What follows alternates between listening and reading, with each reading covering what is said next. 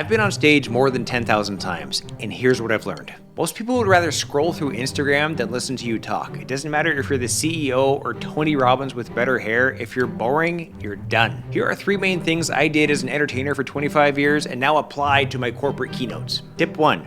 Open like you're trying to get out of a parking ticket. You've got 5 seconds to make them like you. So if you open with something like, "Good morning, everybody," you've lost them. While you're walking to the podium or getting your papers ready or taking the mic out of the mic stand, say something like, "Give another round of applause to your MC."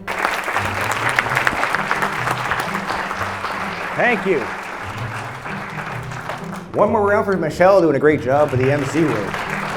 It buys you a few extra seconds just to get settled, and then mention something in the room that we can all relate to just to ease the tension. Apologize for dragging them away from their remote workstations. Anything to create an immediate connection and maybe a little chuckle to break the ice. Tip 2.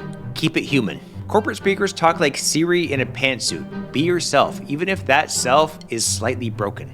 I've spoken to groups of surgeons, scientists. I'm not going to try to match their intelligence, but we can find common ground through relatability and vulnerability. We're all human. People don't relate to perfect, so try telling a joke where you are the punchline, or tell a story where you weren't the hero at the end. Tip 3. Engage. Speakers are normally running through a script, and technically comedians are too, but we can feel when the audience is pulling away, so we instinctively know when to engage. Comedians call it crowd work, but you can ask the audience a question as it relates to your topic. All of a sudden, everyone's attention has perked up because the energy in the room has shifted from you onto them. Instead of saving it for the end, consider adding a Q&A session intermittently throughout your keynote.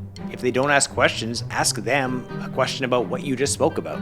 It's vulnerable being up there on stage, but when you control the room, that vulnerability just vanishes. So if you want to keep the attendees immersed in your keynote, start strong, stay real, engage the audience, and if they start looking at their watches, you're not inspiring, you're kidnapping.